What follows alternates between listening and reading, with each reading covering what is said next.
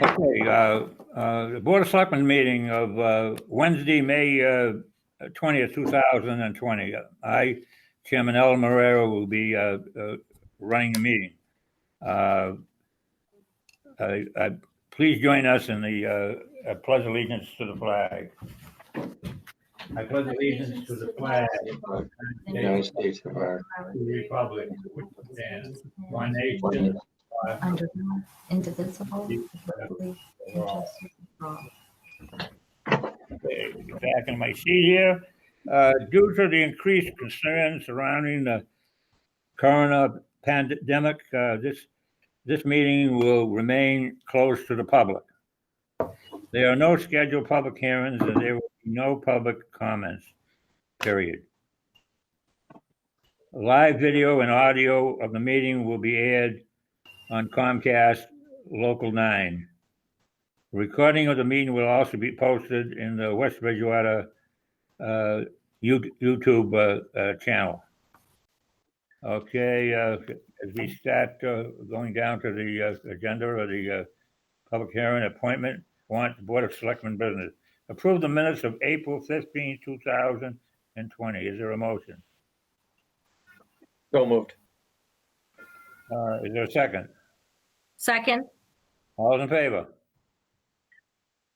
All right, is all these got to be roll call? Kinahan, yes. David, roll call on all of them? Yes, please. Marrero, yes. Kinahan, yes. Okay, so voted. Accept a review of minutes of May 6, 2020. Motion? So moved. Second. Second. Marrero, yes. Raise yes. Kinahan, yes. Okay, so voted. Voted on the FY21 appointments. I'll make a motion to approve the list with 3 changes. The 3 times that Patty Oakley appears to replace with Mark Bodwell. Okay, so noted. Second. Marrero, yes. Kinahan, yes. Raise yes. Okay, so voted. You said 3 changes. Is there a number 2? So the 3 times that Patty appears to be replaced with Mark. So those are, it's all Okay, I one. understand it. I understand it. Okay. So, okay, so that's voted. Vote on the FY21 budget. So, Mr. Chairman, members of the board, I have in front of you my proposed FY 2021 budget. There is an executive summary for you. I won't bore you by reading it to you, but basically just a couple of highlights I want to make note of. This has been a pretty difficult budget to be able to determine. Quite frankly, the state has informed us that due to COVID-19, that their receipts will drastically be down at their level for state revenue, which will obviously impact us. Here it is May 20th, and we still do not have a budget from the House Ways and Means budget from the House. When Governor Baker proposed his budget a handful of months ago, right now I've taken that number and I've decreased it by 10%. And I've also decreased our local receipts $1,000. I am not funding assessor's overlay, and I'm being extremely careful or conservative with what I am projecting for new growth for this year. All in all, based on those numbers, I'm projecting a $1.1 million decrease in available revenue to spend. So I've balanced this budget taking into account the policy direction of the board, which is you want a level services budget, no new hires. So I've taken all new hires out. I have a line by line that I can go through with you in a moment, but I want to let you know, taking all of those items out, I have reduced the overall budget by about $245,000. It allows us to balance chiefly using cash to be able to transfer. We've never done that much before. We usually do it to purchase capital budget items and reduce debt, but obviously this is a unique time. The one caveat I will tell you, which is a positive, that thanks to, I think, the Board of Selectmen, our department heads, the leadership we've all collectively shown on a financial end, we put ourselves in a position as a town to generate free cash so we can use it, because we're not tying into stabilization yet. And I can tell you that many of our neighboring communities are in the process of furloughing and laying people off, and they don't even have stabilization account to go into, or they're draining it. So knowing that next year may be worse, we're still in a really good position where we have $3 million available to us in stabilization. So I think that I've captured all the wishes of the board. I will note that in total operational increase year over year is only a tad over 3%. $1 million increase. Last year's increase was $1.5 million. So it's a drastic reduction from what we've done in the past. Again, just trying to balance and keep the wishes of the board in mind.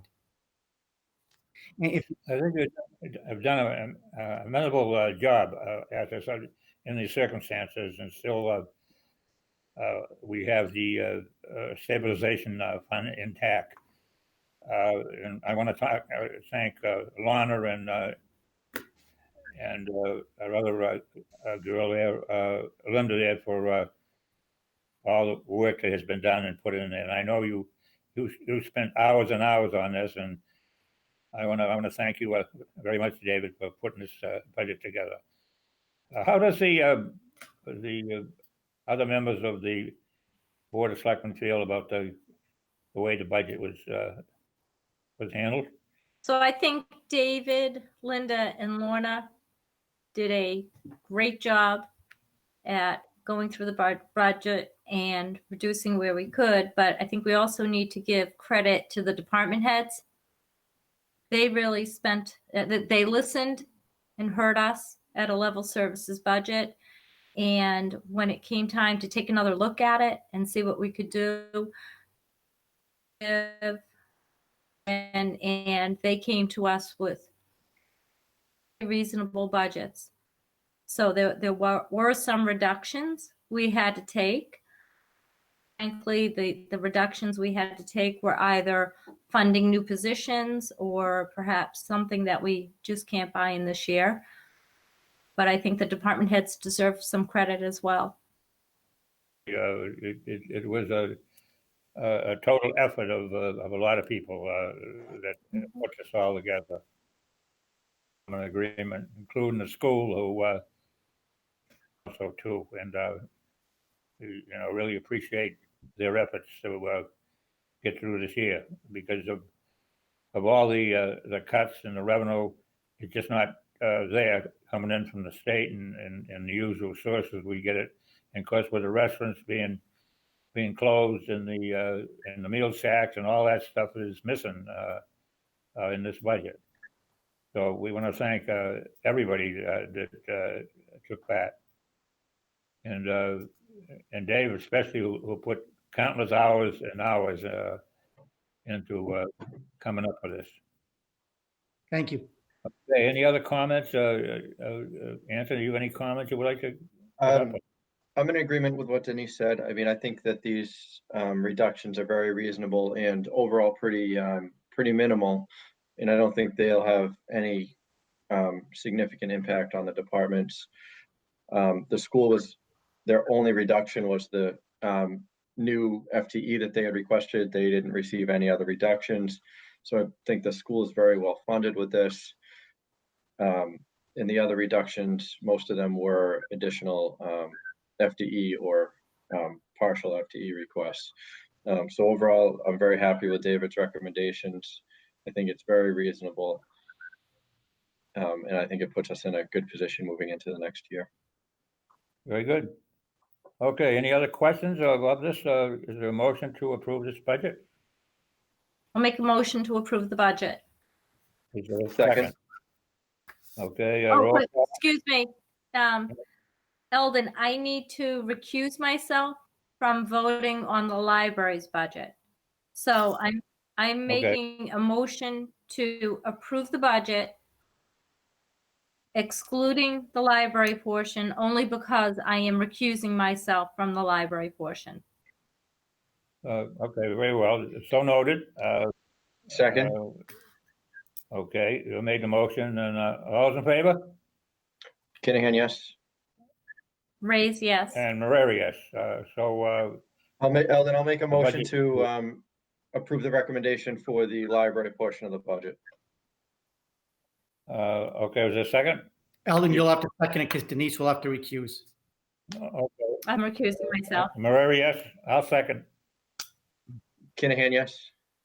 And Marrero, yes. Okay. Okay, thank you again, David. And Thank everybody you. else who was involved in this. Thank you. And just to let you know, I'll be with the Finance Committee tomorrow night. They will receive this budget in the morning and they will be voting on it tomorrow night. Okay, thank you. Bylaw Study Committee report on the proposed bylaws for the annual town meeting, currently scheduled for, So unfortunately, the Bylaw Study Committee did meet. Well, I'm sorry. The Bylaw Study Committee did meet. Unfortunately, they did not provide an actual report. What they did do is that they sent over their handful of warrant articles that they reviewed. So they are inclusive in the warrant that we're about to review.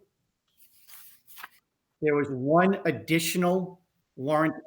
There was one additional bylaw that was requested to them in reference to yard sales that they did not recommend, and therefore was not included in this warrant article. So I don't know if usually in the past we go through it article by article. You don't usually take a vote till the very end. Ask is that when we get to Article 13, which is the start of your capital budget articles, at least refer to my capital budget spreadsheet that I included in the packet for your review. So that way you can see how we're spending the money before you look at the articles. And I remind the board that tonight you are only going to vote on placing the warrant articles onto the warrant. You are not recommending or not recommending. If you are not in favor, because some of these that are on here have been approved a capital budget that at this point we cannot afford. So if you are in agreement with my capital budget recommendations, you would actually be voting not to place those on the warrant. Okay, is that understood by everybody? Yes. Yes. Okay, so, any other questions before we start moving, down the articles? Yeah, just if before we go, if I could ask a favor, Selectman Rays, if you don't mind, if you could just state for the record as to why you recused yourself from the library, so that way you don't run potentially of anything of a foul if somebody questioned it. So I recused myself from the library because the library employees are members of Local 653. And I work for Local 653's Health and Welfare Fund. Right, thank you. Yep, so noted. Okay, Dave. And just to add to that, while I don't believe there would be a conflict, I'm just taking utmost precaution. Okay, so anything else before we start the,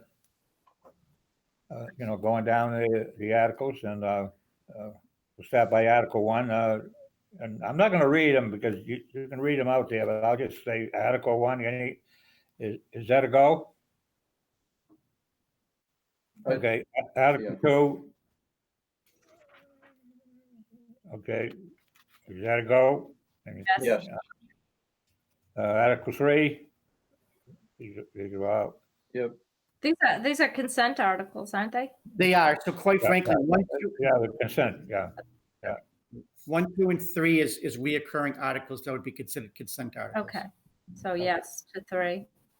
To raise the sum of money, this is Article 4. Right. Article 4 is your budget, which you just voted on. Right. And so Article 5, to see if the town would accept the provisions, all right. This is to provide the most amount of exemptions. We do this every single year as part of the exemption process for the Board of Assessors. Okay. Yes. Well, that's a go. All right, Article 6. Article 6 is our Chapter 90 funds, which we receive from the state. We list it as a borrowing article in case we have to spend the money before it comes in, although that almost never happens. But again, it's a reoccurring article on an annual basis. Okay, Article 7. Yeah.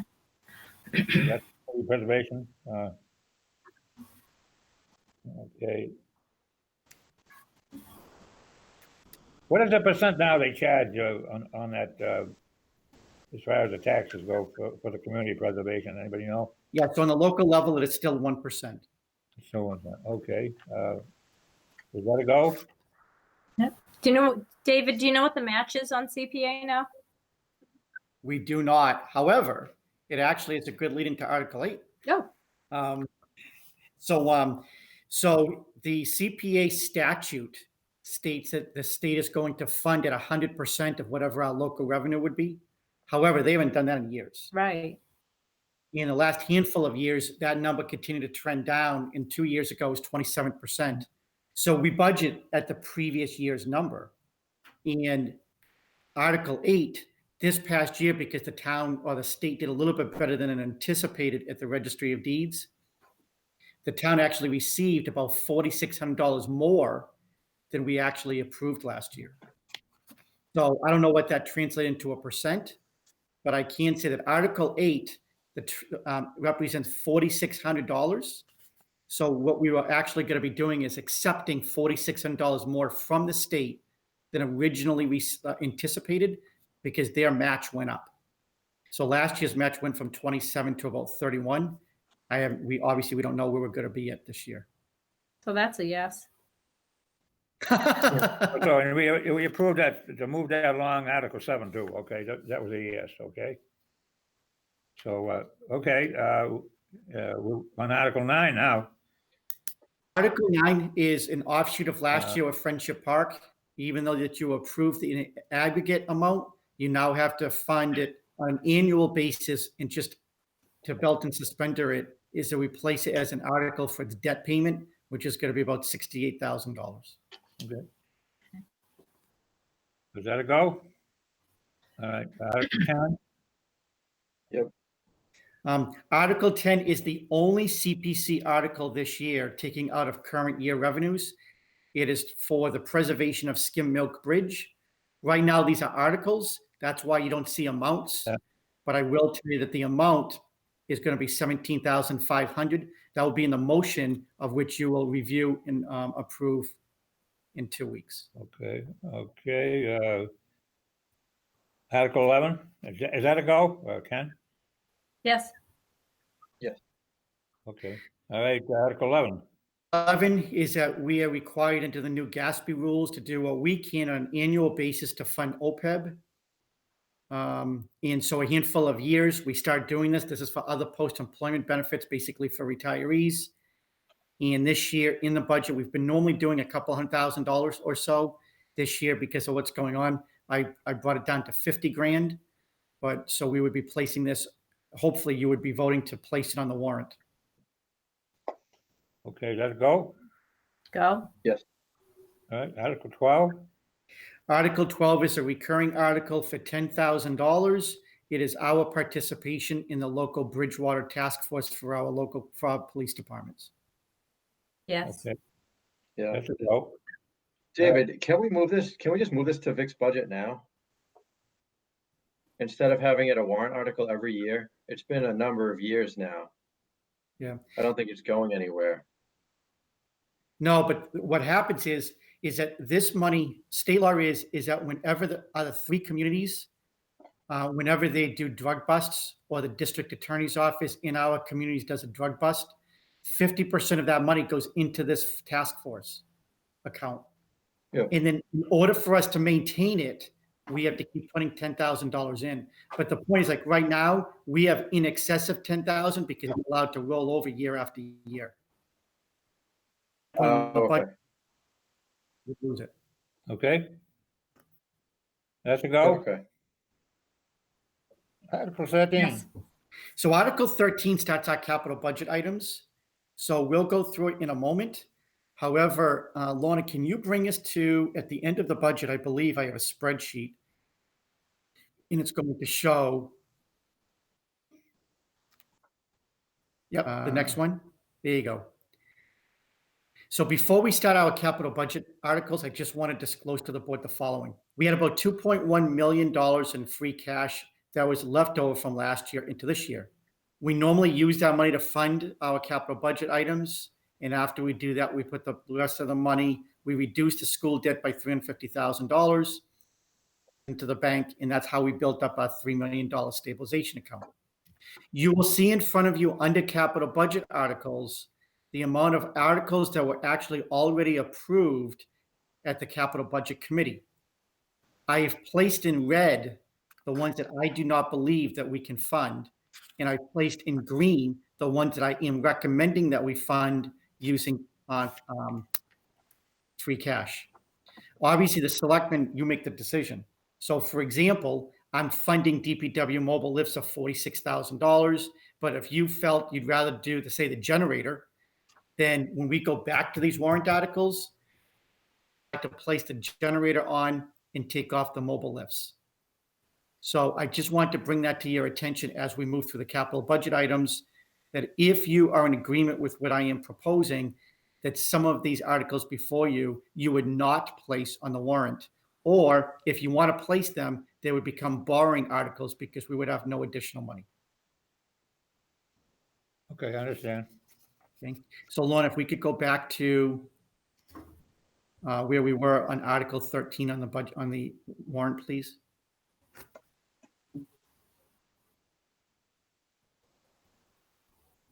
So Article 13 is a purchase from DPW for $44,000 for a generator for the fleet building.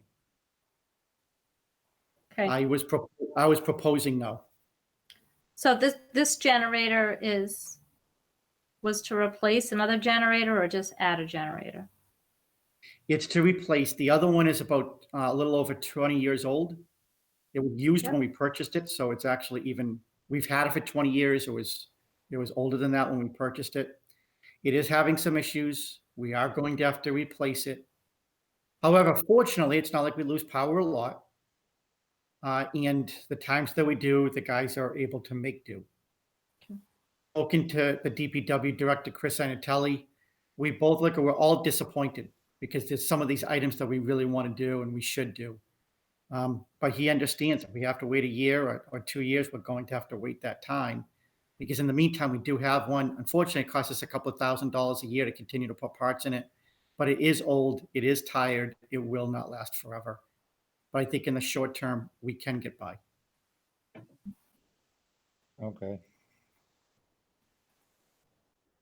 So how's the board feel about that? We're going another year and look at it next year. Yep. That's how I I'm feel. okay with that. So is that a go? Okay. Yes. So when you say it's a go, it is going on the warrant or it is not going on the warrant? It's not going on. Okay, good. Not. Got it. I just want to make sure I'm clear. Thank you. It's not. Okay. Not. Article 14. Article 14 is for a new tractor. It would be in addition to we have 3 tractors out there right now. It would be in addition to, there is one that is getting old. And again, Chris's thought process, the DPW director, was that another tractor, we could be doing more work at the same time. But at this point, again, he understands that it's just not in the cards. If you did want it, again, it's $18,000. Okay, I think we should let that go. And that would be enough. Yep, let's pass on this one. I'm gonna, All right, so that's moving on. All right, Article 16. Article 15, Mr. Chairman, is for the DPW department for mobile lifts. So unfortunately, we have a handful of lifts in our DPW department, and they handle different weights. The lift that handles the most amount of weight is no longer working. So we are unable to put an ambulance, a fire truck, or one of our larger DPW trucks up in the air. We have a substantial investment into our mechanic, so that way we try not to sublet work out. The lifts are 23 years old at this point. We can put parts into it if we would like. The quote right now from the vendor is just under $12,000. However, the parts are becoming more and more difficult to be able to access. So we could put $12,000 into it, and a couple of years later, it turns out we'll probably have to replace them anyway. We are unable to lift any of our largest vehicles, and so we would have to sublet those out. So in this case here, we have to be able to make sure our public safety vehicles are roadworthy and safe. Our mechanic is obviously back there to do a job, and he needs the tools in order to do that. So I am recommending that we do purchase these lifts, and the price on that is $45,000. I agree. How do the board members feel? I agree. Yeah, we should move forward. All right, so that's moving forward then. That's a yes. Article 16, the Board of Selectmen has taken leadership on this to make sure that we construct sidewalks on an annual basis. The new sidewalk up on Howard Street is coming out excellent, and we want to continue that. Recognizing that it's even a lean year, it's nice to be able to have some positives for our town, that they look out and they get new sidewalks. So I'm recommending that we continue to fund it. And so I was recommending that we place $150,000 into this construction engineering sidewalk fund so we can do something with sidewalks this coming year.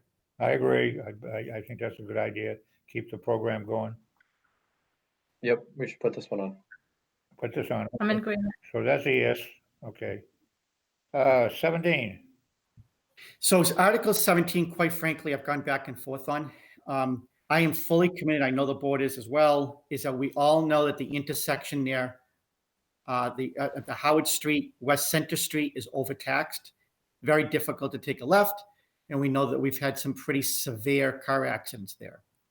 So what we do is we apply to the state, and the state has provided us almost $300,000 in a grant that expires at the end of this year to put a new set of lights in, and to also extend the sidewalks all the way down to the bridge where the Council on Aging is. There's a little culvert goes over a stream. The estimated cost for that is about $550 to $600. So we'd have to come up with about $300,000. They'll come up with about $300,000. We asked for an extension. I want the board to be aware that we asked for an extension to the state based on what's going on, and the state has said yes. However, the state has also cautioned us that a year from now, even though the answer is yes, if they don't have the money, they don't have the money. So it may be an approval that we don't get funds for many years down the road.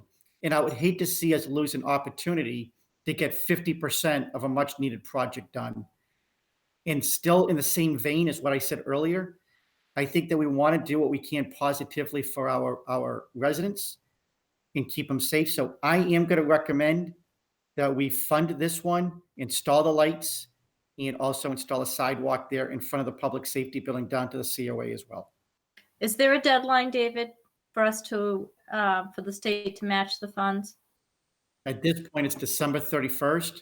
They have provided us an extension until the following December 31st. So in theory, a year from now, we could come back and redo it. But if next year's economy is worse, which we all anticipate, then the concern we have is that it may be a funded item through the state without actual real money in it. What I meant is if we do it this year, that their match is guaranteed. That is true. For the end of this year, it is Correct. guaranteed. Okay. Well, I think we should go because money is there now, might not be there next year. I would say that's a yes. I'm in agreement. Yep. Anthony, you agree too? Okay, Yeah, I'm in agreement. Okay, that's a yes. Thank you. And again, just because I want to be clear, it is a guarantee money. I mean, obviously, I know that. we have it, right? Yeah. So we know that we have it, but it's a guarantee. I'm sorry. It's a strong commitment right now. It's a guarantee as much as until the money's in the bank as we could possibly have. Article 18. This is interesting. This is new this year. We've never had this as an article before. There is a new statute that passed that is part of Uber, that there is a small fee that comes out of every Uber and Lyft ride that goes into a state fund and then is reapportioned back to each municipality and must be used for infrastructure improvements. So this past year, our total is going to be about $1,000. Won't buy us a lot, but it's $1,000 in our favor. So with that said, we have to put it somewhere. Now, we could put the $1,000 towards, say, our Chapter 90 funds if we wanted to. But really, I really believe that we're doing what we can to build sidewalks in town. And although it's not a lot of money, I am going to recommend, and this is with the approval of the DPW director, that we place that money in the future as the money comes in, that we continue to allow that money to go into our sidewalk fund so we can continue trying to build sidewalks in the future. Agree. Agree. Sounds good. Sounds good. Okay. Article 19, So Article 19, many of the AC systems in the town hall are old and they're not just tired, but they're loud. You'll recall the last year we replaced them in the Selectmen's meeting room so that way we could hear. So one time we couldn't even hear ourselves. Some of the other offices are suffering from that as well. So we had got out to bid, we received multiple quotes, and we were going to do basically about the entire building that needed the AC systems for about $63,000. However, it's a want and not a need. And unfortunately, we just, is based on the money that based on the funding I put together, we can't afford it, I guess, unless you want to borrow it. So at this point, I have to unfortunately recommend that we do not do it. okay. I'll agree. So just a quick question. In the event any of these ACs break, will we have funding to at least replace those that do? No. Well, And the only way would be the Municipal Building Yeah. Needs Committee normally has, right now, they probably have about $45,000 to $50,000. Okay. So if one or two units break, we would go and we would do a transfer. Okay. And every year, we normally do about $20,000 into the account, but we're not adding anything this year. We also didn't spend anything this year, to my knowledge, so that's good. Okay. But so I'm hoping we'll be status quo. So if one or two fails, we do have that money. Okay. So that's a no. That's enough. Okay. Agree, Anthony? Yep. Okay, moving on to 20 then. So Article 20, I'm going to recommend that we purchase. This is an F-250 for the fire department. They currently need an in-service vehicle, so that way they can transfer the materials that they use whenever they go out to a call. They're currently using a 2013 Ford Taurus, and the trunk is just obviously not going to carry what a pickup can. And there's obviously a lot of heavy apparatus that needs to go out to every call. So with that said, in speaking with the fire chief, I think that this is an important piece of equipment that he needs. And so therefore it is $63,000 that we do purchase it. Yes, I agree. I agree. Okay. Okay, so that's moving on. Okay. Article 21. 21 is also an F-250 for the school department. The reality is their vehicle is also in very poor shape. It's a 2007 with many miles on it and lots of rust. They use it to be able to transport pieces of equipment over there whenever they have to move a classroom, or especially in outdoor activities for athletic events. I've spoken to the school superintendent, Patty Oakley. She understands that based on the situation that we're in, it's just not something that we can do this year. So at this point, with that in mind, I'm recommending that this year we do not purchase it.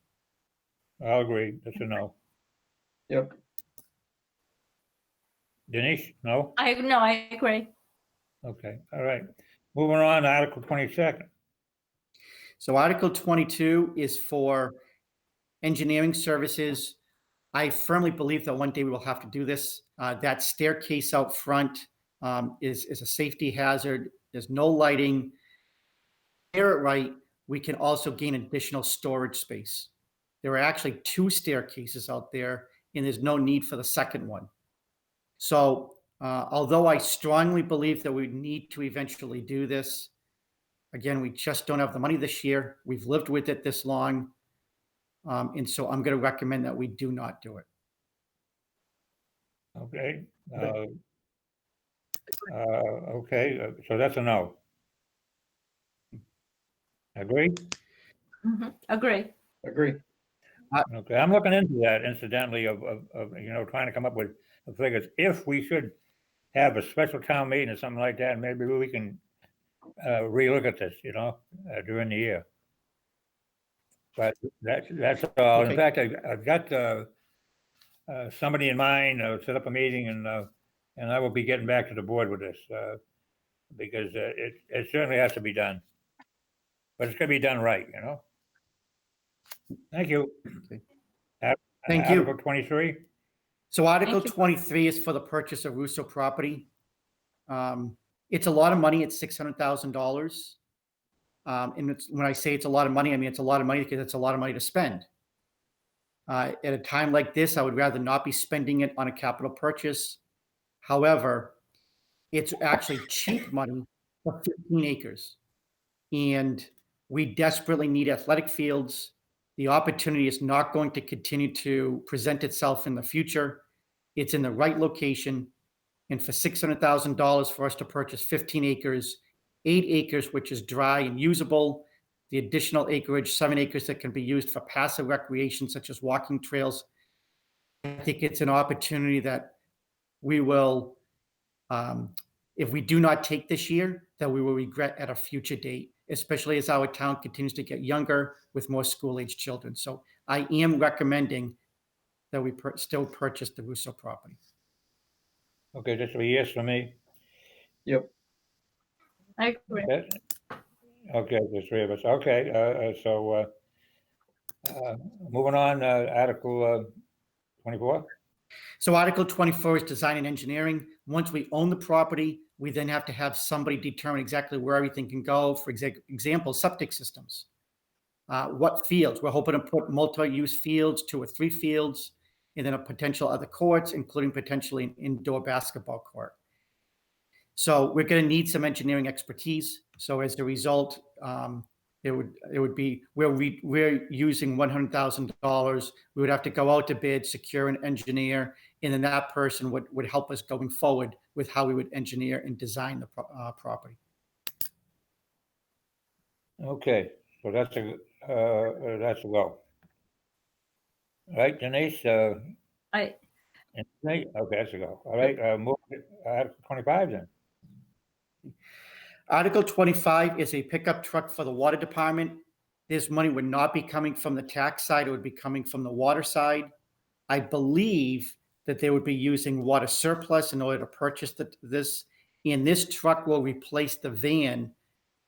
If you recall, there was a pretty bad accident where the van was totaled. Not their fault, somebody else's fault. And so they're a vehicle down. And their feeling is that the pickup truck will provide more utility than the van will, in addition to the fact of being 4-wheel drive versus a rear-wheel drive van. So that's what they're looking to do. Okay, I'd say that, me? yes, Yeah. Yep. Anthony? Yes. Okay, then we go to 26 then. So Article 26 also went before the Capital Budget Committee. This is for a starter that would go into one of the wells up on Norman Ave. The starter that is up there right now has failed, and they have had to spend considerable amount of time and money continuously retrofitting it. So at this point, it's about $16,000, and the water department is looking to replace it, so that way they don't have to keep putting money into the old one. Okay, so that's yes. Yes.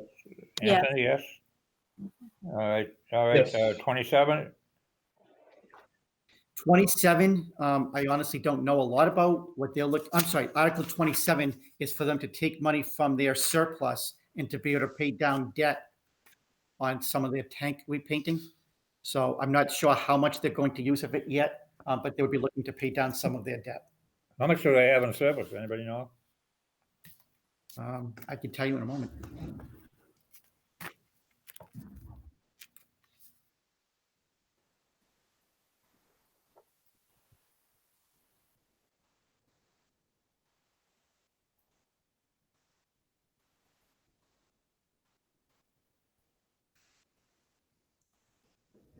They have about $709,000. That's a lot on a $2 million budget. Yeah, I think also one of the things is that they had about $385,000 last year left over, so it rolls over. So they didn't generate it all in 1 year. That's probably generated over 2 years. Okay, so is that a yes? Yes. Yes, Yes. Anthony, yes, Yep. okay. All right, Article 28. And so this is in the same spirit. They're looking to use some of that surplus to pay down debt on the new well loan that they took out a couple of years ago as well. Is this a yes? Yes. Yes. Moving along, 29. Article 29 is a new one we have not seen before. To Wayne's credit, Wayne Park's credit, the water superintendent, he has continuously annually applied for a Mass DEP grant. And this year he has been awarded the grant. So it's going to be, the grant award is about $77,000. And some of that he has to match by state law. So I don't know the exact numbers. It didn't come before me until today. So I'll obviously sit with him, and in 2 weeks, you'll know the same numbers. But bottom line is, if he has to spend, and I'm just throwing in a number, if he has to spend $20,000 to get more in return, it's obviously a huge benefit. So he's looking to get those funds so that way he can secure that grant. So that's a yes. Yes. Yep. Okay, 30. Article 30 is to replace existing radio transmitter. This should have come before the Capital Budget Committee, and it didn't. The reason it did not is because at the time his radio transmitter was working. And in speaking to the superintendent, he has informed me that that transmitter has now failed. I do not know how they're communicating, so I don't know if it's failed entirely or if it's sporadic. But he says that in order to replace it, it's about $11,100. And as a result, he's looking for that to take out of surplus to purchase a new radio transmitter system. Okay, so that's a yes? Yes. Yes. Yes, all right, moving to 31. Article 31 is for them to continue placing money into a fund. We've done this the last couple of years where they place so much money into an article because sooner or later they could have to dig a new well, and they can't afford it all in 1 year because it's pretty expensive. So I don't think that they've finalized the exact number they want to place into this article yet. Continuously add money to that article so at a later date they can permit a new well.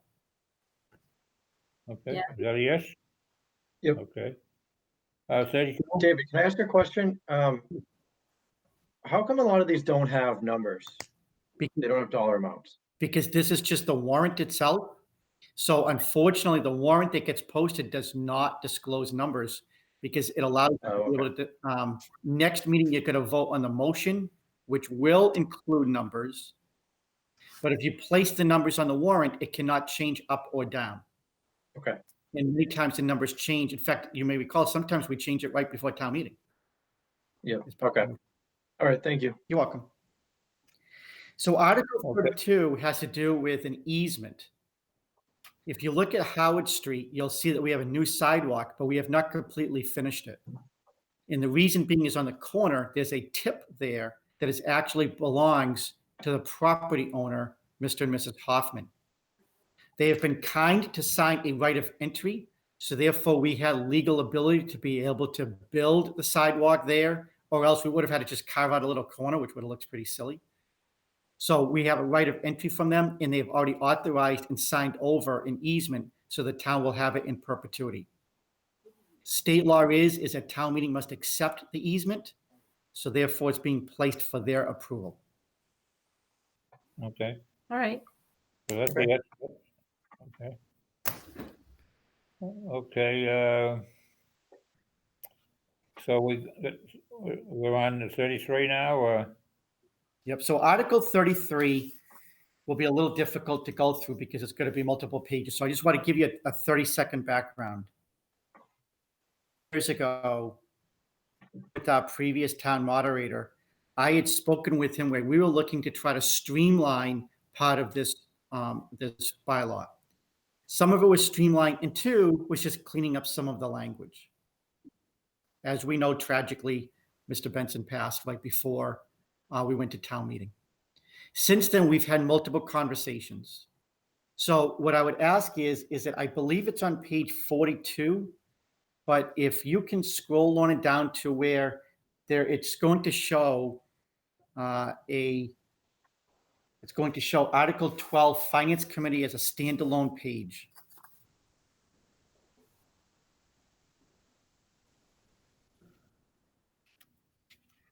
Right?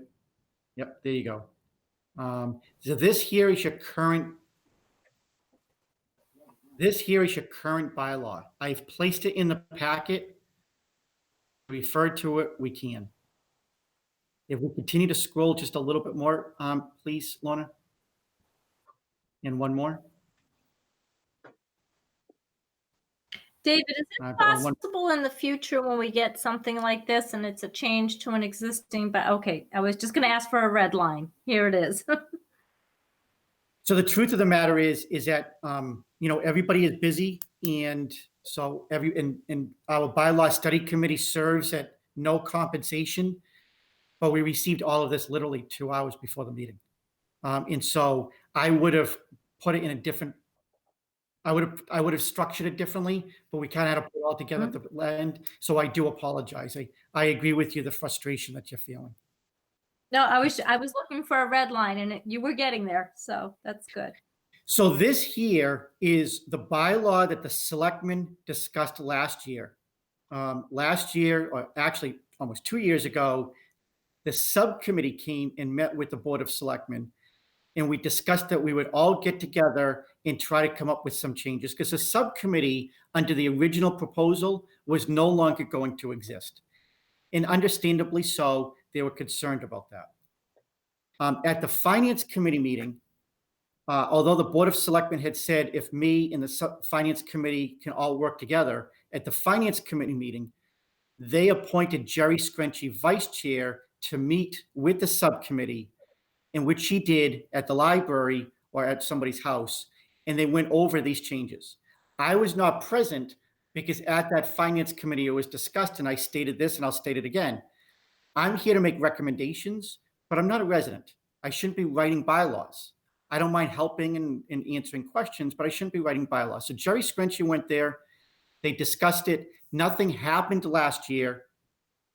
And so this year, the Finance Committee voted 6-0 to make these changes. The changes basically was in Section 1 to remove the Board of Selectmen as ex officio members.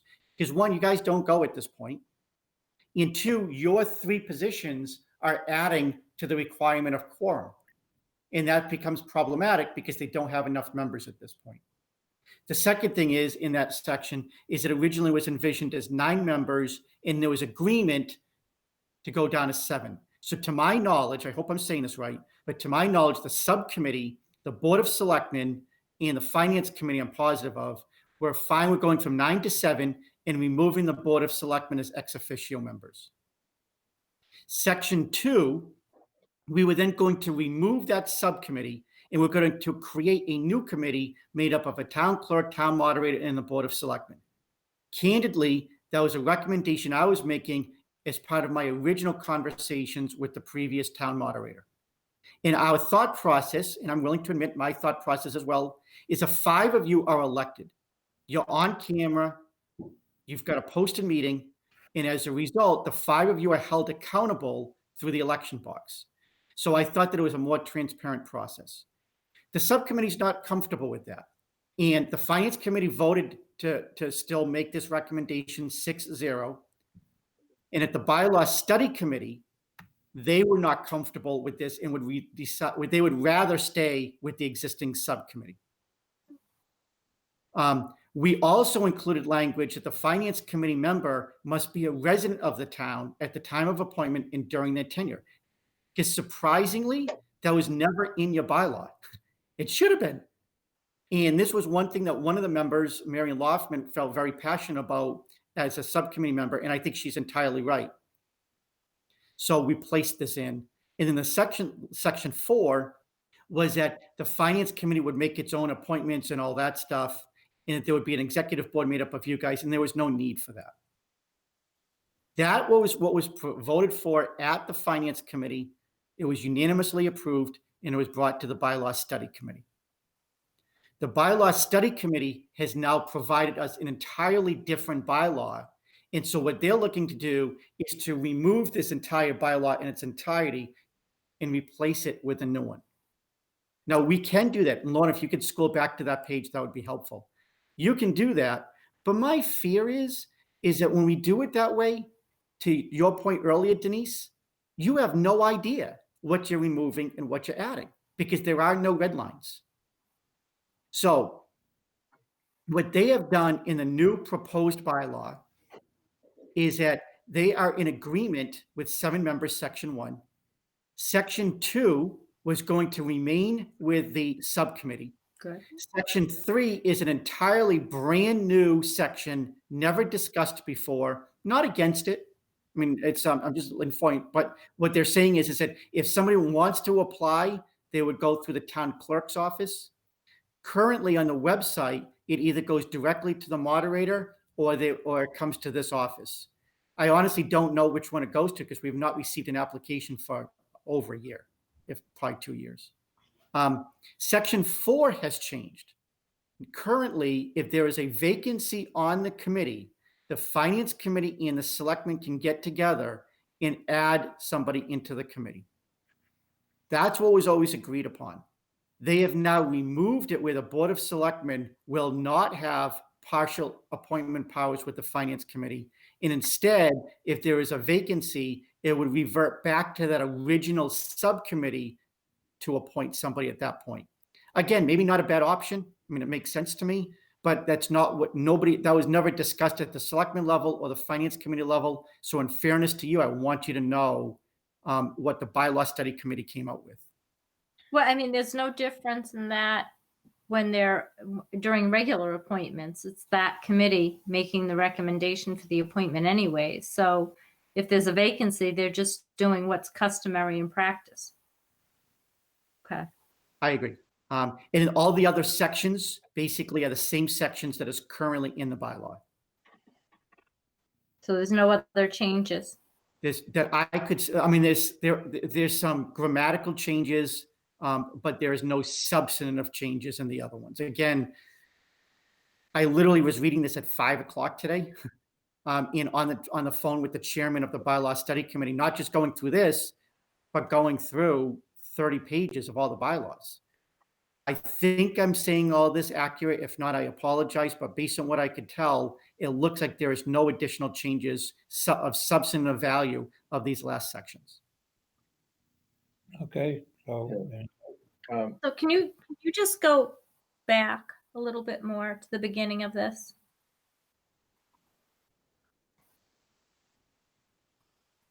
All right.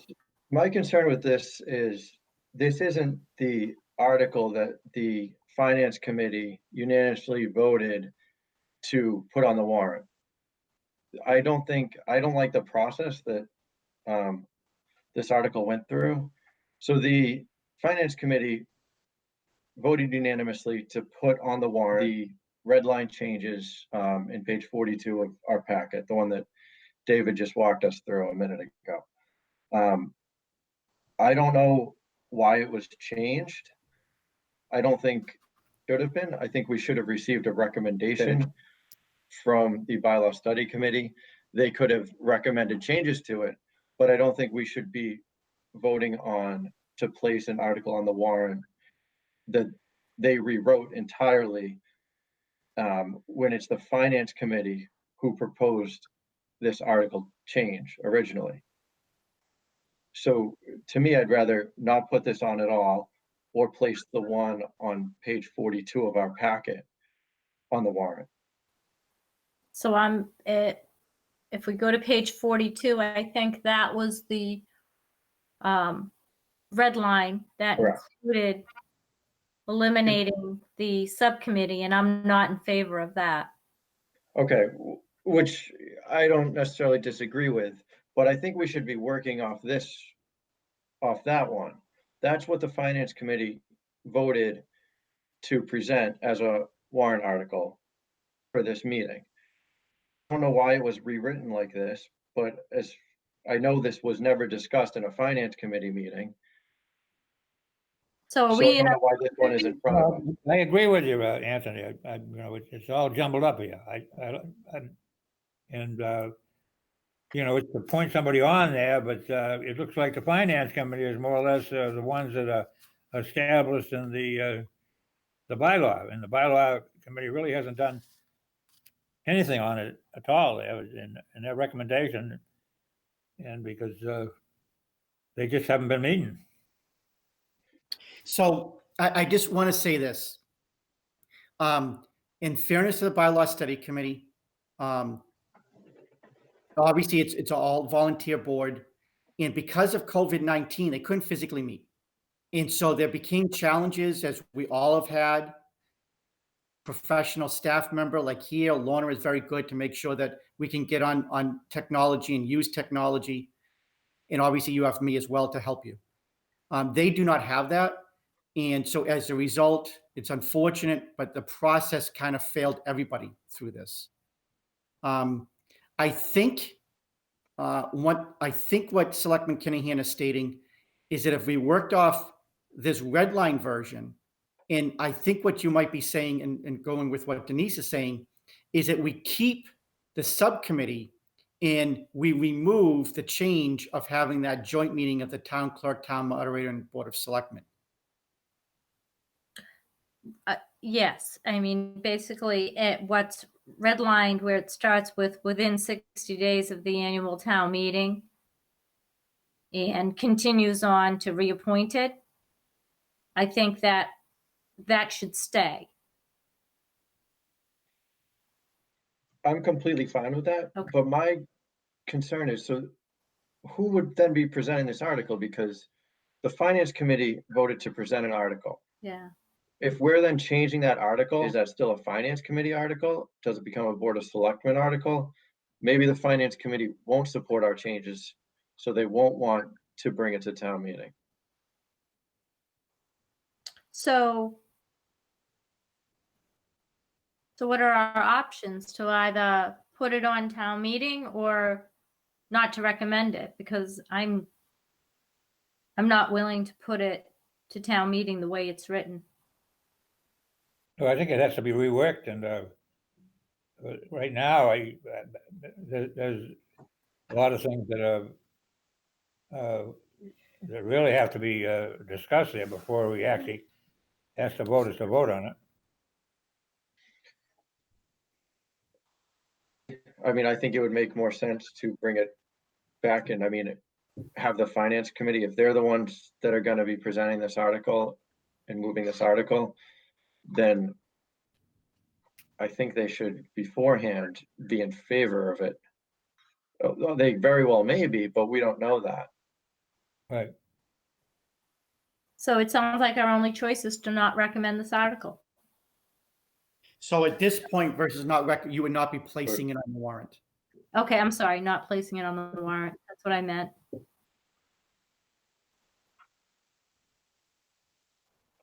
No, I think there's so many questions. I think that would be the right approach, is not to place it on the warrant at this time until it's cleared up.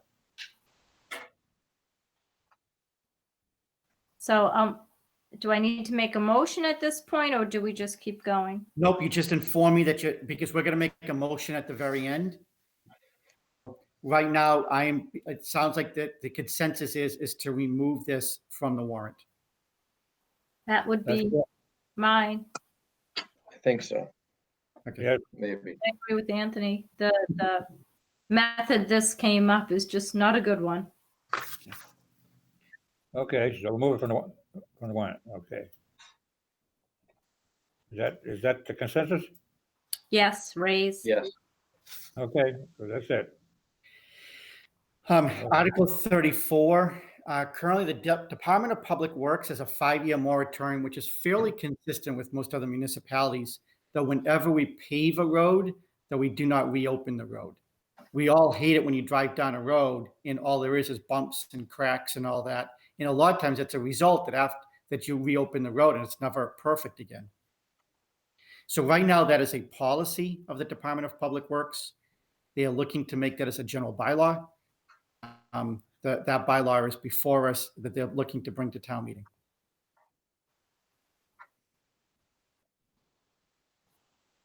So what's the difference now as far as the, that thing is going to be a bylaw versus what we have now. The difference is that a policy could be easily changed from at a superintendent level versus at a town meeting would only be able to make the change to it at a future date. It's just more enforceable and it's stronger. Okay. So, but what is it? What happens if you don't follow it? I mean, I don't understand bylaws like this where there's no penalty or anything. I mean, I don't think we'd be fining our Department of Public Works, but Well, I think what David said is this is already at the state level. No, Oh. it's structured at a local level. However, it's pretty consistent with most other municipalities. to have it as a And bylaw? this bylaw ordinance or just a policy of the DPW, I'm not sure which. I just know I actually had a conversation with town council in reference to this about 6 months ago. And he says that he has encountered this quite a bit in most municipalities. Hmm. What its enabling statute is, I'm not sure.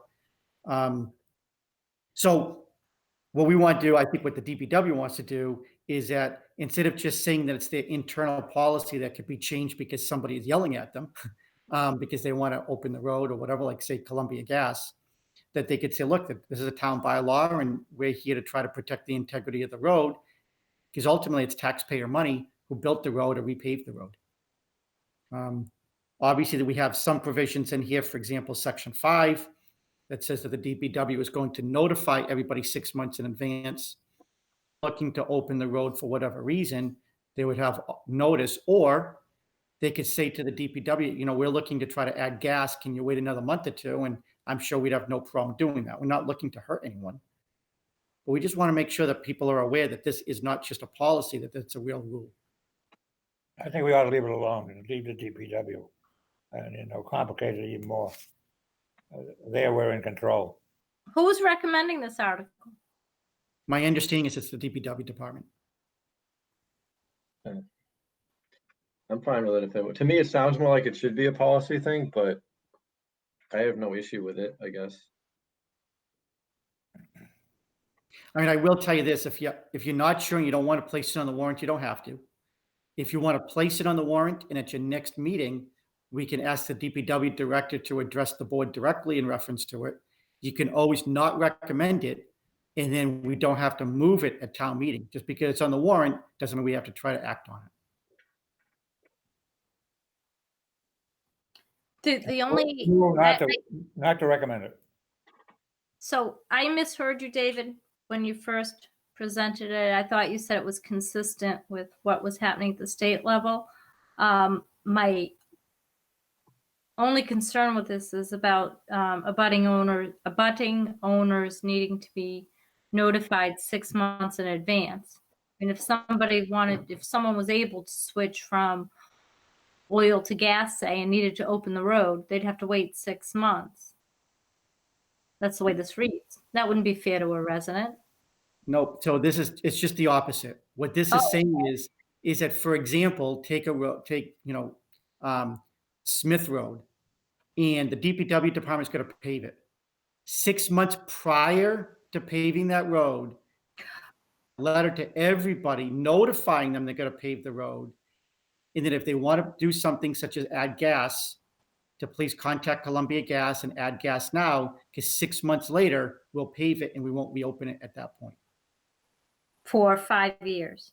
For 5 years. Then I would. That is their current policy. That is what we are currently doing now. Well, that might be. This presents a problem, in fact, if it's a road and it's new business coming in, and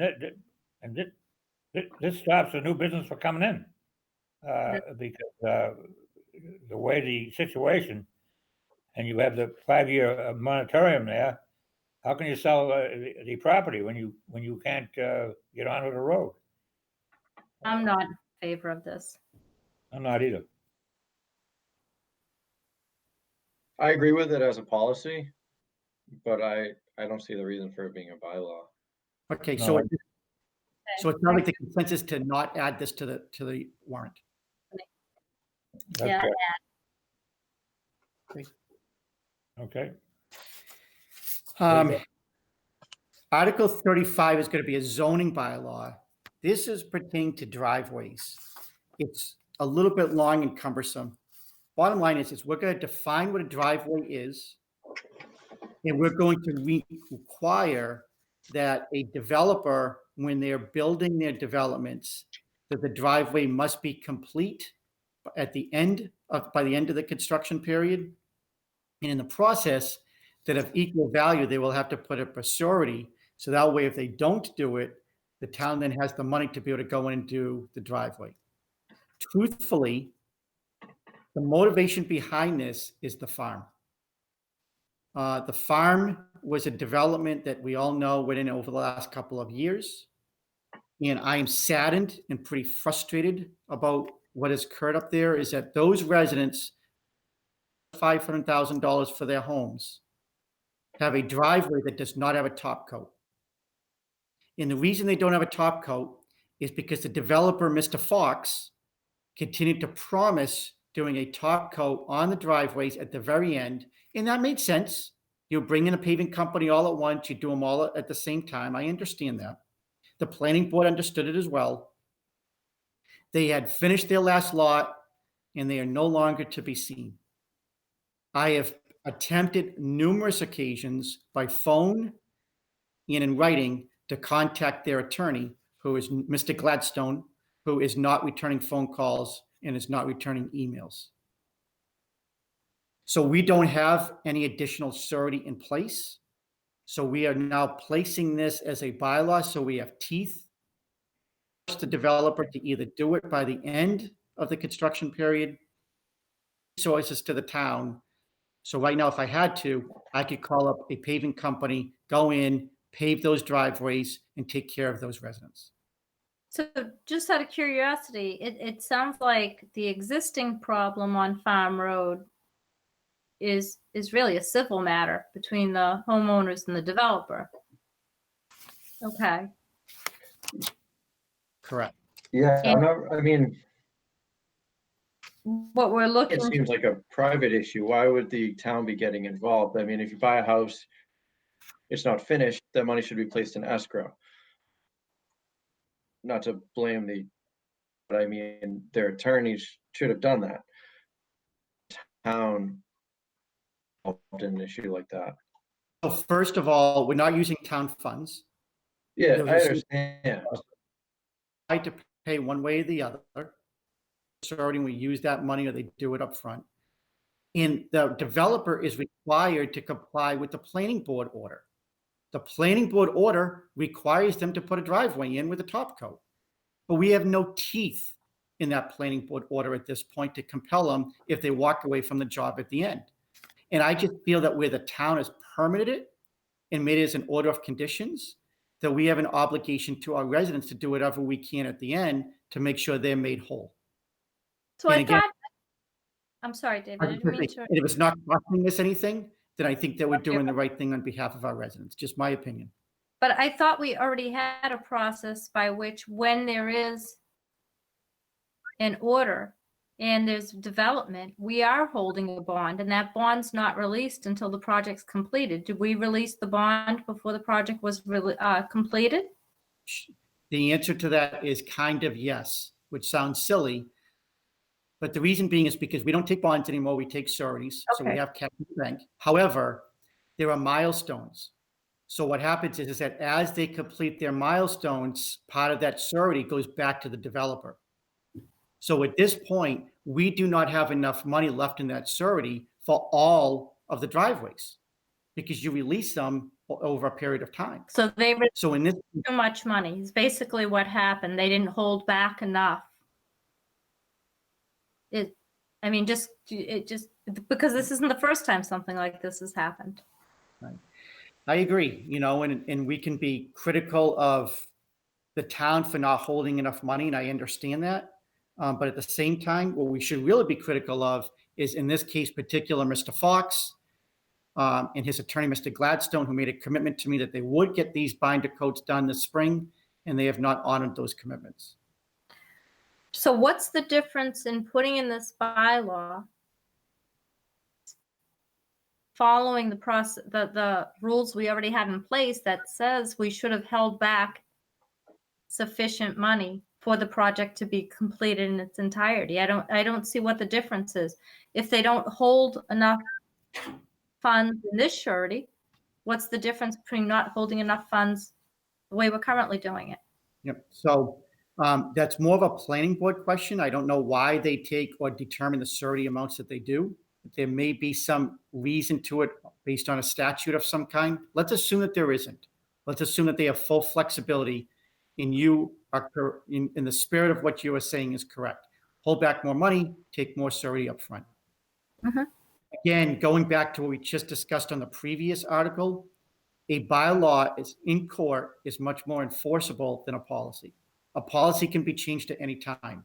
You get a board in, and I'm not saying what happened, but let's assume you get a board that is all made up of local developers. And for whatever reason, they're like, hey, we don't have to take sureties on this thing. We all know everybody. We all trust everybody. And a bylaw is just much more difficult to be able to change.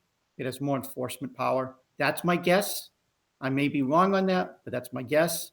And again, if there's something that you would want, I spoke to the planning board chair before the meeting, and he is available. I can dial him and ask him to speak to you now if you would like him to, or we can place this. You could place it on the warrant right now, and at the next meeting have him address the board. And again, if you're not in favor of it, put a no recommendation and not move it at town meeting. My concern is we're adding a bylaw to accomplish something that may not do any good. Again, it goes back to if it says in here you can hold a cash surety and you don't hold it, there's no funds either way. And it just adds yet another bylaw to the books. We just need to do what we already have the power to do. I can't add anything more. I mean, I fully understand what you're saying. I may have some facts wrong because I'm not on the planning board, and I certainly do not know. We're very fortunate that our planning board chair, Hugh Hurley, has many decades of experience, and I don't know what he knows.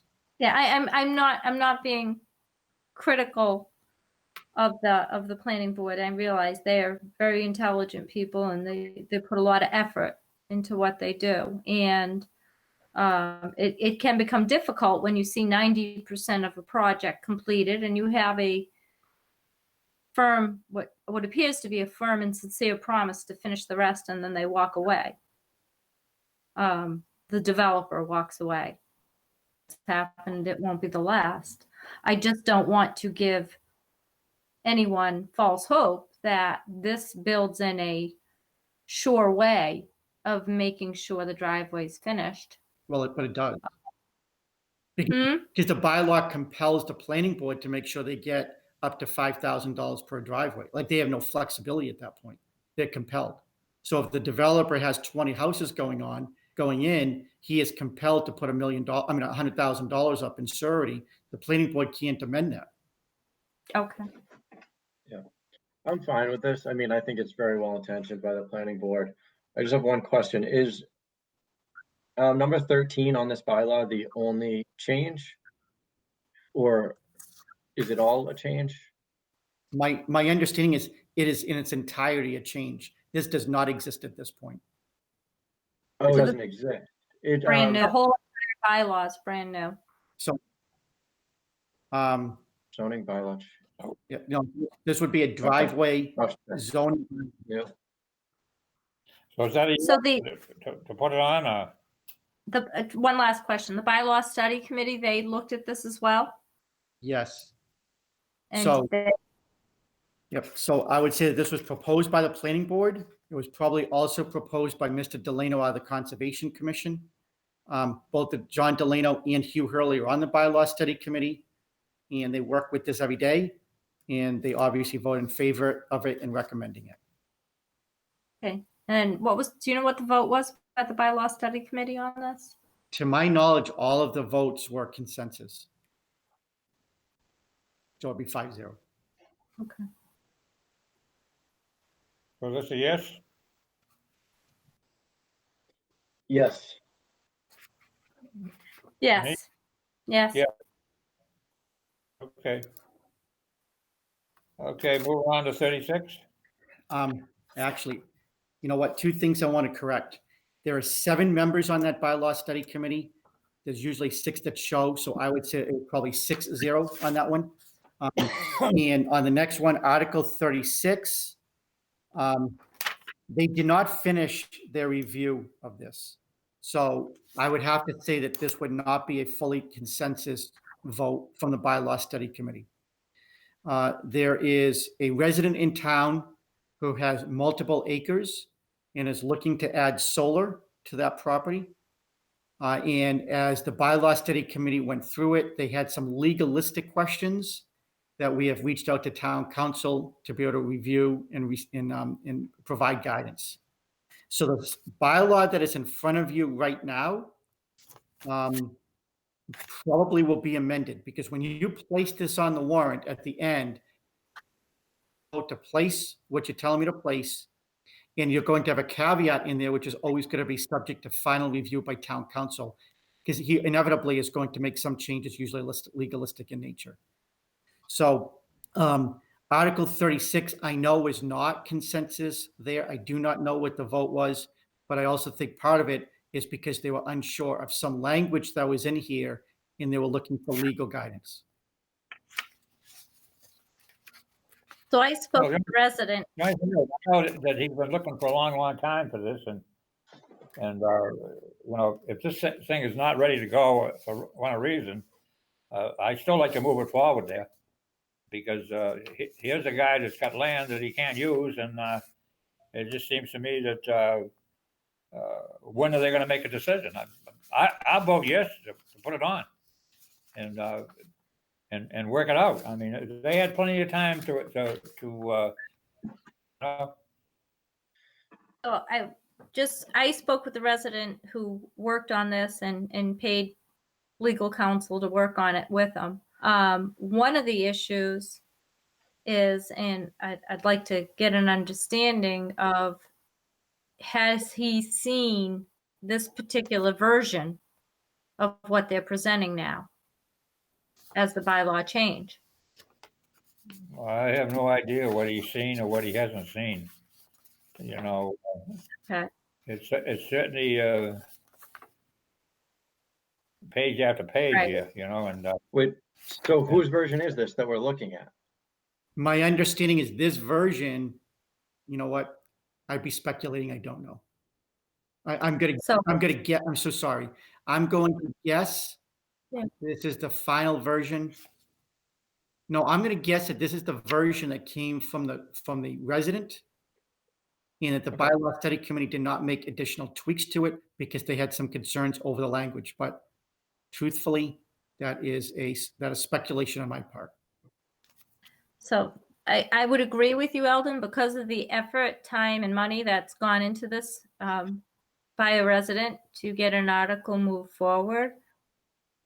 I'd like to see it put in as an article, but I just put out caution that I am not sure this is the article in its entirety he intended, and I don't know what legal changes need to be made, and if that in fact will make a material change as well in what he intended. So there's always the possibility someone at town meeting will take the floor to amend this further, but I don't see any reason why we shouldn't put it on the article with all of that. I just wanted to disclose all of that.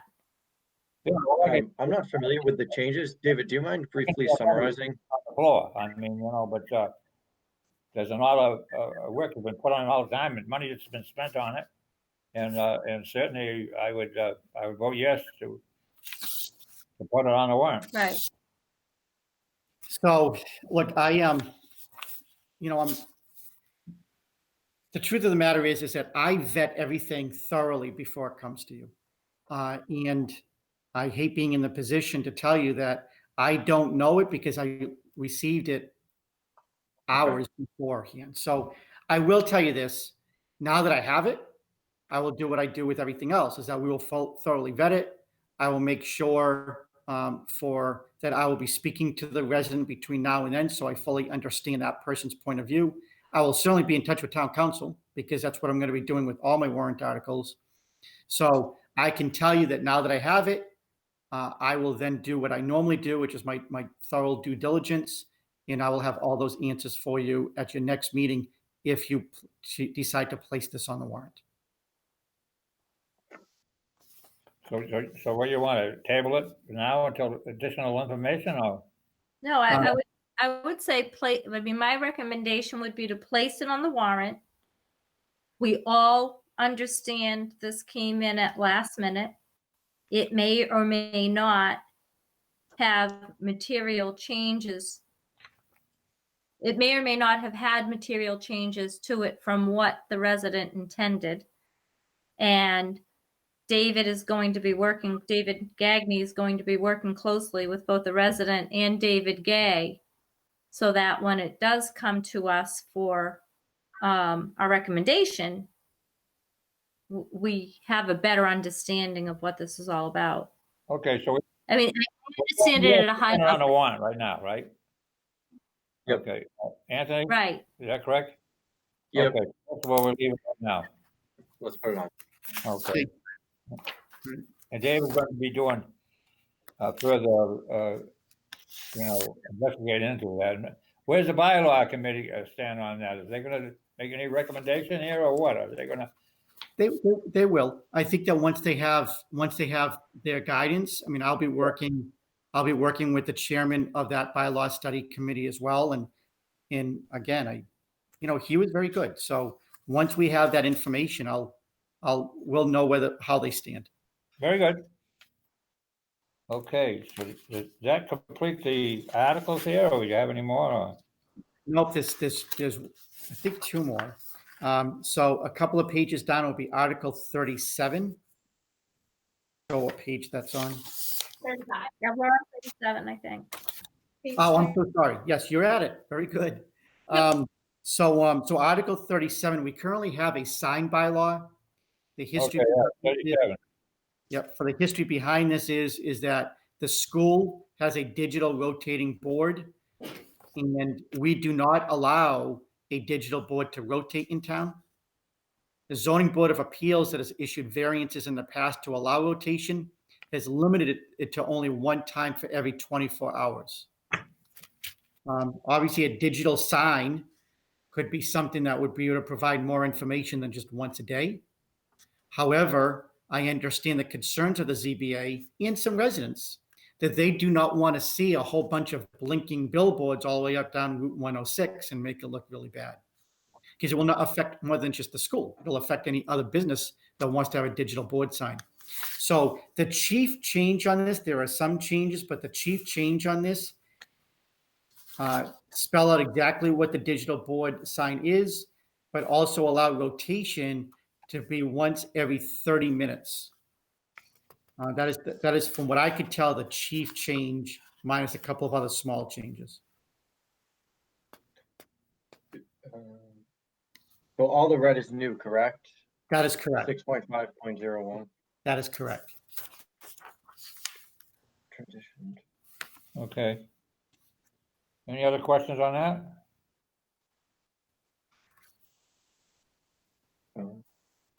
Is that a go, putting that on?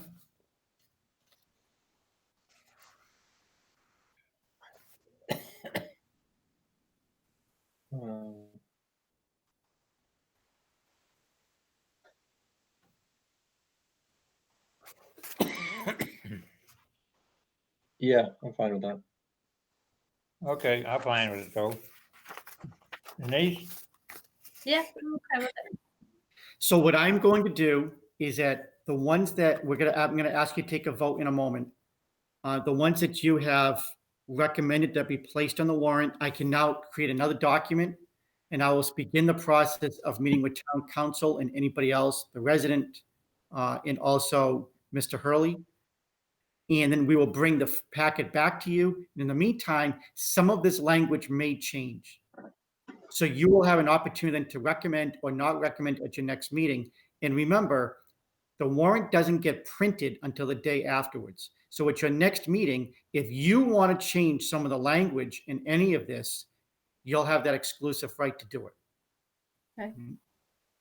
Okay, Okay. So, Before Well, we do this, could we go back to number 33, the Finance Committee one? The more I think about it, I think it might make sense to put on an amended version of the Finance Committee proposal with the change that Denise suggested, and then allowing the Finance Committee to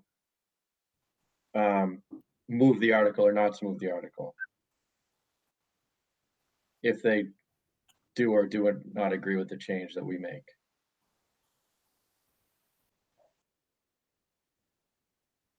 yeah, I can agree with that.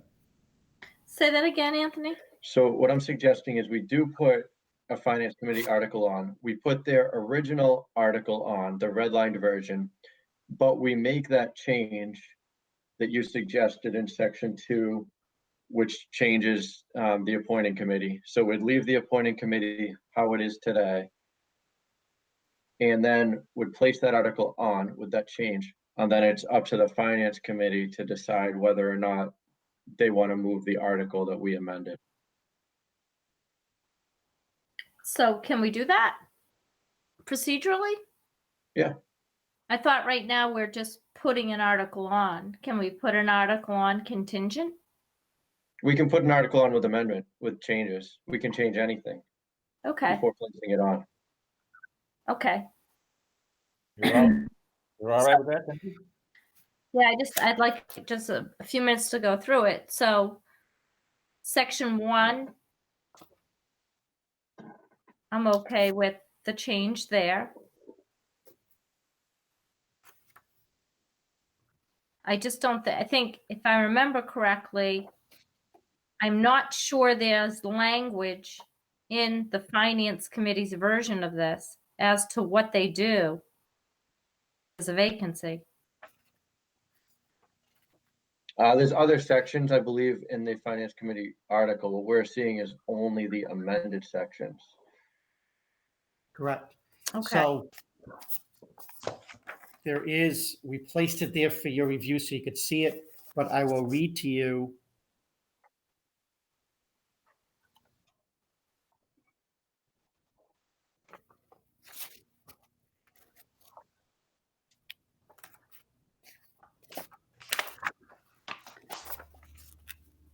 Quote right now in section 1. Oh, so it's right in front of you, actually.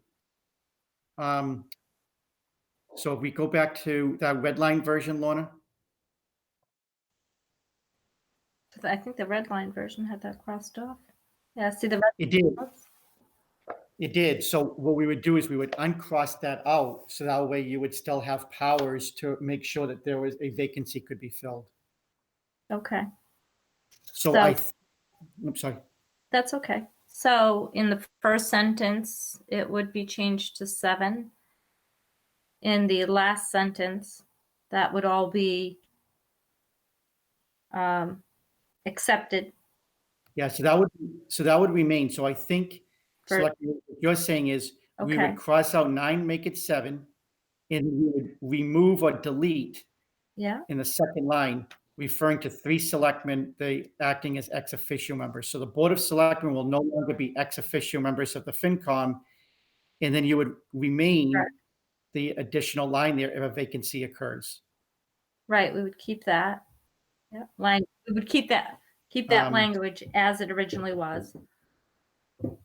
Yeah, so, Okay. so I just want to call to your attention, when we had town council review this 2 years ago, confused about is that we will see, it says, if a vacancy occurs during the year, the remaining members shall be appointed by the committee and the selectmen.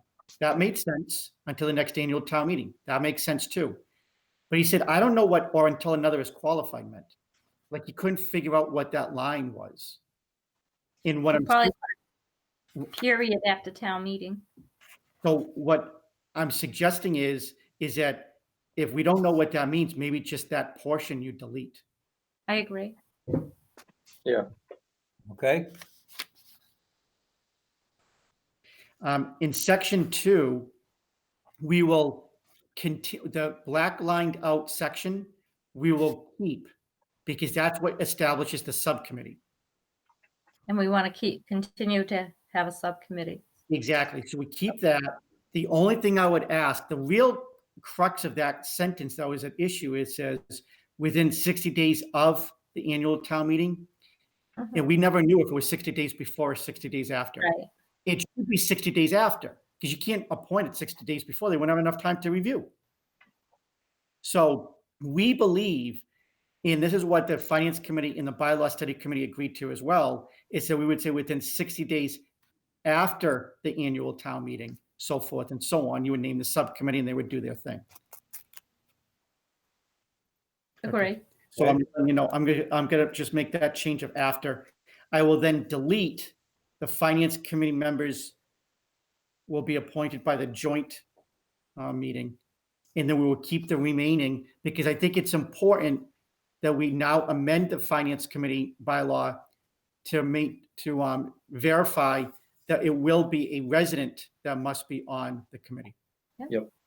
Again, that was brought to us by Mary Loftman. I think that makes sense. Yep. Absolutely. Okay.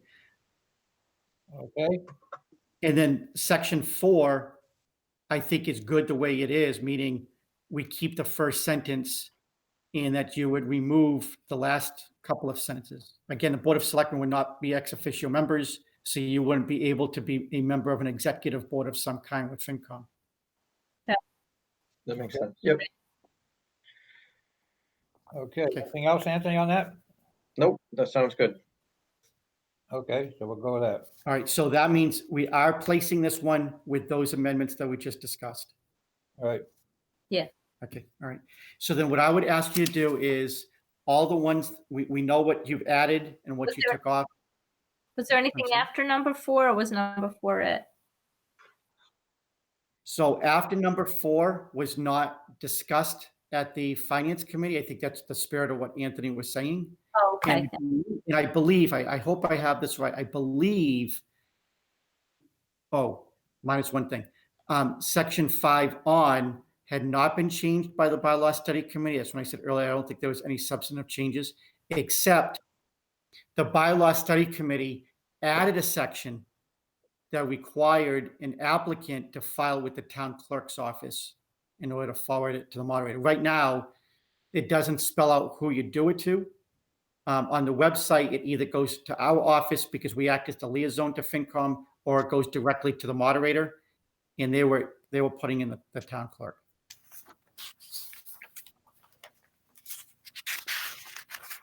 okay, we all right with it? Mhm. Yep. Okay. So, do you need a So- motion? In a second, I just want to make sure. So I am just putting in the original version that we discussed. Oh, With those changes that we made. Correct, the changes, yep. where are you? So I would ask you All to right. take a motion going to place all those warrant articles that you consented to, subject to town council final review and any language changes that must be needed. Is there a motion to that effect? Make a Um, motion. Yeah, with the exception of 13, 14, 22, and 34. Exactly. Is there a second? Second. Right, Marary, yes? Kinahan, yes? Raise yes. Okay, so voted. Okay. So, anything more on the bylaws, or? On the bylaws, no. Okay. So moving on, I'll go back to the agenda then. The next thing on the agenda is vote on a vacation carryover request from Kenny May, Sharon Lundeen, and Ronald Randall. Is there a motion to approve the carryover? Motion to approve. Second, Is there a second? Second? Oh, I thought Anthony seconded. yep, yeah, All second. right. Marary, yes? Raise yes. Kinahan, yes? Okay, thank you. Vote on request of the town clerk to adjust the hours for the annual town meeting. I don't know if you saw it there. She wants to adjust those hours In fact, there was, I see a thing that came in from her, you want to propose 10 a.m. to 9 p.m. As the new hours. I kind of I'm not in favor of this. A lot of people like to get out during the day. I think between 9 and 8, I'd like to see that left alone. A lot of people like to get out in the morning. They even say 9 o'clock is to see it about 8 o'clock. But it's 9 to 8, and now she wants to move and cut it way down from 9 a.m. to 5 p.m. I like to register my vote as opposed to that, to keep it the same. So if I may, I just want to let you know, in speaking to the town clerk, her methodology as to why she was proposing this, it was twofold. One is that we've never been allowed to have early voting by mail for a local election in the past. Yep. And because of what's going on with the current coronavirus pandemic, we know that more people are going to take advantage of being able to vote by mail. They're already receiving their applications in now. Yep. So therefore, if they receive those applications in, it will reduce the amount of people that would be coming through. The second part to that is that let's assume not everybody does do just vote by mail. Is that we still are going to have to somehow social distance people 6 feet away. We're going to have fewer election workers. Most election workers are 70 and older. And the God's honest truth is that we are having fewer people volunteering to work right now because they do not want to interact with the public in a setting like that, which is in a confined space. Now, we're going to do everything we can do by putting plexiglass and those type of things in order to keep them safe. But there's only a number of workers that the town clerk is going to be able to have. So with fewer workers, expecting that we're going to have vote by mail, she thinks that it would make sense to restrict the hours. You don't have to agree. It is chiefly your decision, but I want to make sure that you fully are aware as to why she's making this change. I don't think this is a change that she took lightly. It has nothing to do with, I don't think she wants to do this forever, but it's just because of the specific circumstances occurring right now. David, do you have any idea how many people have already submitted their application to vote by mail? I know in one day she received a dozen. I don't know how many she has received all told, or obviously how many she'll receive over the next month. Yeah.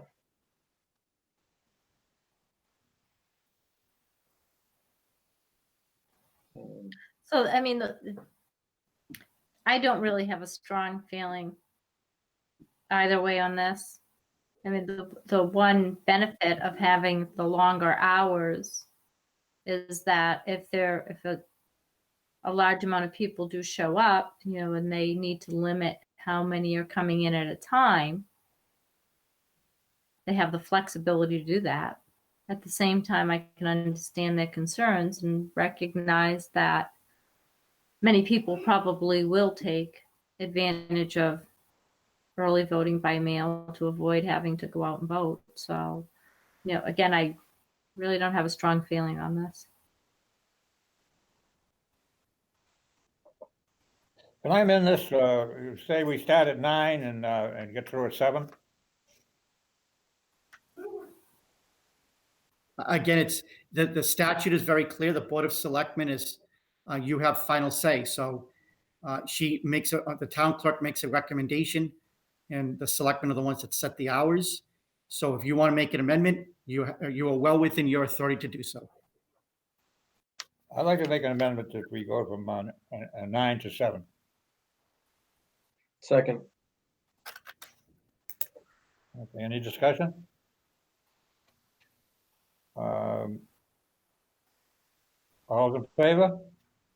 Grace, yes. Kinahan, yes. Maria, yes. And Anthony, yes. Kinahan, yes. Yep. Maria, yes. We got to go through the roll call there. Denise, yes. Anthony, yes, I guess. All right, Yep. so we cut it from instead of 10, it'll be 9 to 7. That is correct. And this is a warrant that has to have a hard signature on it. So So we'll ask you to be able to, either I can bring it to you or we'll ask you to come in, but you'll have to sign it during the next week or 10 days or so. Okay, that's fine. Okay, let's see now. What we got here? And I guess just to belt and suspender it, only because it is on the agenda, I would ask you just to take a vote to sign the election warrant. I'm not so sure it's necessary, but I'd rather just our basis. So moved. Is there a Second, second? All in favor? Maria, yes? Kinahan, yes. Denise, yes? yes. Raised, yes. Okay, so, we got through the adjusting, sign annual election warrant, note an adjustment time. Okay. All right, suppose we got this, that's gotta be in this folder here, right? It is, yep, in the blue folder. Yeah. And you wanna sign, maybe just what to sign now that we changed that now. We still sign the, and here, maybe you can help me out on this. No, the election warrant, Lorna, I don't have it in front of me. I assume the election warrant has hours on it, so Is blank, so I can write in, there's this blank spot in front of AM and there's a blank spot in front of PM, so I'll write 9 to 7 and then the selectmen can all sign. Okay, so, thank you.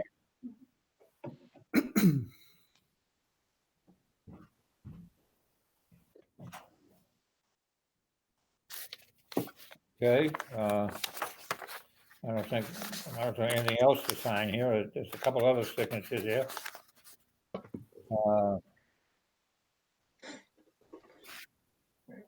Supplies, have we even got to that yet? Well, whatever. So let me just move along with the agenda here. Let's see. I guess the next thing on the agenda would be the vote on the Southeastern Regional Service Group. That is correct. So Correct. next on the agenda, as you know, we go out to bid every single year. DPW supplies water, sewer, treatment chemicals, and paper. We're part of a consortium of 21 towns. And so I would just ask the town to vote on and award the contracts to all of the vendors that are in front of you. Okay, so, all right, is there a motion to this effect? A So motion, moved. Regional Service Group, Second, all right, Maria, yes? raised, And Kinahan, yes. let's go voted. Communication reports from boards, commissions, and town officials. Correspond with public, determine the course of action. Public comments. I guess, before you came in tonight there, I had the message, we're not gonna have that, thing down at the park. But what's gonna happen is the wreath's still gonna be, one is gonna be in the center of town, and the other wreath will be put on the park. I talked to Chris, and the flag will be at half-mast. And I read a proclamation there from the community on the cable, and they're going to use, I guess, last year's ceremony on the cable. So let's we know how important it is our veterans, and we certainly do as much as we can for them. If it wasn't them, we wouldn't have the freedom that we have today. I guess, is there anything else that the board would like to bring up at this time at the open session? There's no executive session, so before I turn it over to the town administrator.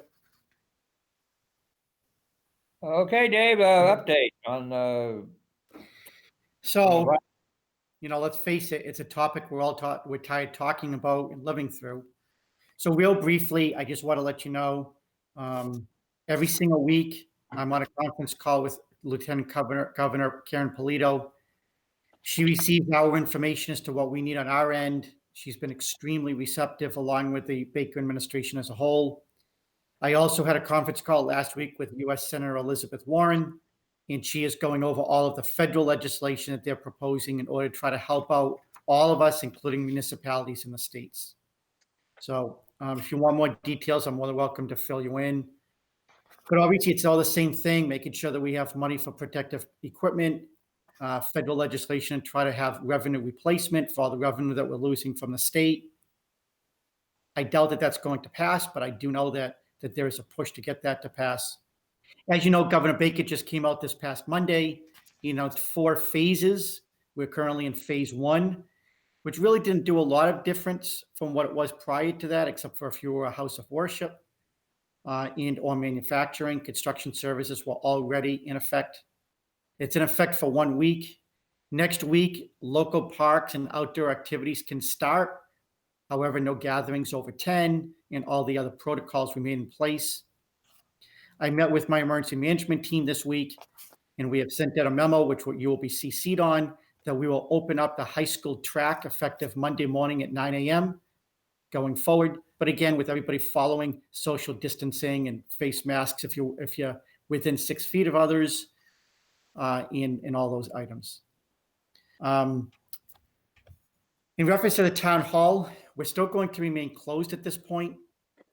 We're in the process of receiving quotes to put plexiglass and other equipment in the building to try to keep employees as safe as possible.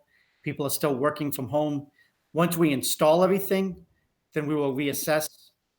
Baker's latest advisory is that if you're in an office setting, is that he is still recommending people work from home, that it's only if working at their place of business that there's an advantage to report to business. So for example, our DPW department continues to work here. And the reality is that they can't clean a catch basin from their kitchen. But obviously we have people that continue to work from home because it's administrative work, and we'll allow them to continue to do so. I continue to report to work every single day, as always has been. The state administration, they've allowed their administration to continue to work from home as well. So my guess is it's only going to be probably in phase 2 that we will start to make recommendations for people to return back to work. And between now and then, I expect to get the town hall in a position where we can begin to do that. My thought is when we do allow people to start to work from the building, is that we will probably have them work here for 1 to 2 weeks. We acclimate with all the new equipment, make sure everybody is up to speed, and then reopen to the public at that point. I'll keep you up to date as to how we progress. Governor Baker has stated that he believes in the best case scenarios that each phase will last about 3 weeks. And depending on how the cases go, they could revert backwards or continue to go forwards. Last thing is that we have been allocated about $300,000 through Plymouth County as part of the CARES Act. So I've already met with respective department heads. Whatever money that we have been spending for COVID-19, we will then file for and hopefully get reimbursed. Anything that we're doing here in the town hall to make sure that people are safe once they return. How about the county commissioners there? They got $90 million there. How are we going to deal with them? Is that is any contact with them? Denise, do you know anything about? Are they going to allocate anything for us there? And that's certainly a lot of money. So as I far know other communities have asked, for money already. So as far as I know, Eldon, there has not been a meeting subsequent to the decision to retain those funds within the county. My expectation, I don't know if you've heard anything, David, that is that they would start publishing what they believe that money can be allocated towards, and then start deciding how to distribute it. But I've not heard anything, David, have you? No, so you're entirely correct. So first, direct question of that $90 million, the town of West Bridgewater, as I alluded to earlier, has been allocated $318,000. So in theory, anything COVID related that qualifies will get reimbursed up to $318,000 between March 1st and June 30th. They have issued 2 PowerPoint guidances on this. However, they have not put into place the exact protocols of what forms to fill out and what documentation to provide, and or the time frame to get reimbursed. Although they've made the commitment that they're going to do it as fast as they can. So I think that's exactly what you're saying, Selectman Rees. So David, so that will cover all the improvements that you need to make to town hall, right? All the plexiglass, that sort of thing. And I'm assuming it could also be used if there's leftover for an abundance of cleaning supplies and things like that. I agree. That's the intent. And I can't see how it can't be ending it for this specific purpose. Yeah, So hopefully common sense is prevails, and that's exactly what I anticipate. Yeah. The cutoff date doesn't really make sense to me. June 30th is only a month away, and we have no idea what this is going to look like after that. Because there'll be a second round. That 90 Okay. million is not the only amount. There'll be a second round of funds that Plymouth County will receive, and then we'll get guidance on that at that point. Is that second round already approved, or is that just a possibility? That's part of the CARES Act. The way I understand it's already approved. I just don't know how much the money will actually be. Okay, for some reason I thought that was pending on the second act.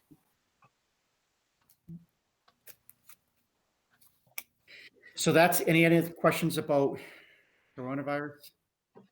No. And then the last is just an update about the Boosters Club, looking to do a car wash in September. At this point, I have signed off on it. But obviously, if we were still in this situation, we may have to cancel it, but we'll make that call at that point. All right. is there a motion to approve that? It's just an FYI. Okay. All right. Thank you. Anything else? The board, That's very important. Thank you.